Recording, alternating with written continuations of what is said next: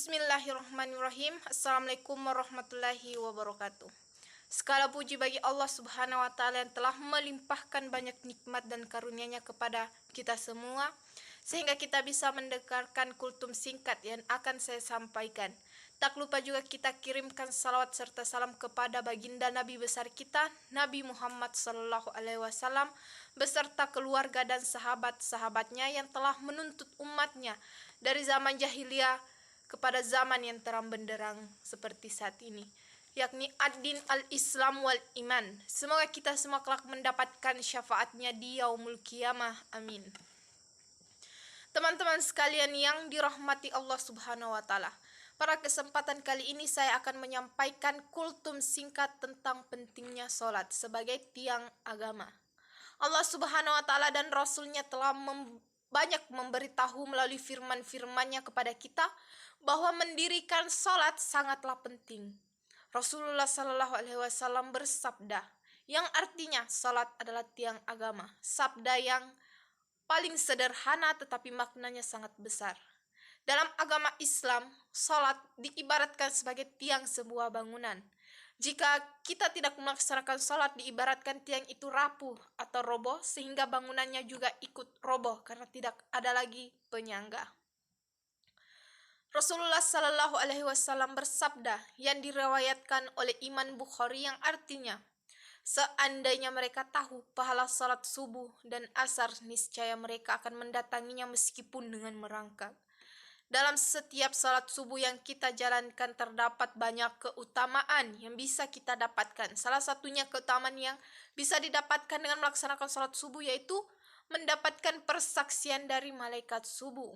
Begitu juga dalam salat wajib yang lain. Allah selalu menawarkan pahala yang banyak pada hamba-hambanya yang beriman.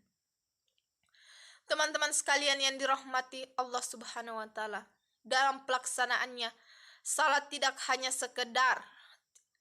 hanya menjadi sekedar kewajiban yang harus dikerjakan. Lebih dari itu, salat merupakan salah satu bukti seorang beriman terhadap Allah Subhanahu wa Ta'ala. Berapa banyak sekarang manusia yang dengan mudahnya, bahkan tanpa ada rasa sesal meninggalkan salat. Berapa banyak orang yang santainya meninggalkan salat subuh karena menonton bola semalaman. Dan berapa banyak pekerja rela meninggalkan salat demi kebahagiaan dunia semata. Pertanyaan-pertanyaan di atas sudah seharusnya kita buktikan dengan seharusnya kita membuktikannya dengan selalu menjalankan salat wajib dalam keadaan apapun. Dalam sebuah hadis sahih menjelaskan bahwa yang membedakan antara orang mukmin dengan kafir adalah salatnya.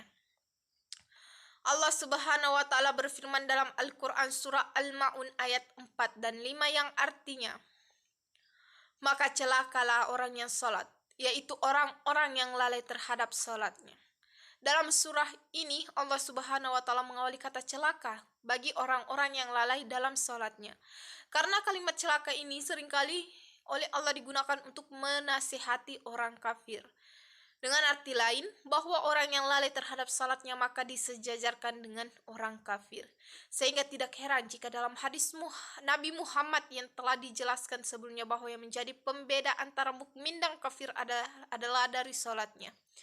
Teman-teman sekalian yang dirahmati oleh Allah Subhanahu wa Ta'ala, sebagaimana yang telah disampaikan oleh Rasulullah Sallallahu Alaihi Wasallam dalam hadisnya mengenai keutamaan salat, maka sebagai umatnya melakukan salat wajib 5 waktu ini dengan hati yang lapang adalah sebuah kewajiban. Selain itu, dalam menjalankan salat harus penuh dengan kesyukuran serta keikhlasan, sehingga kita dapat terhindar dari golongan orang-orang yang lalai dalam salat.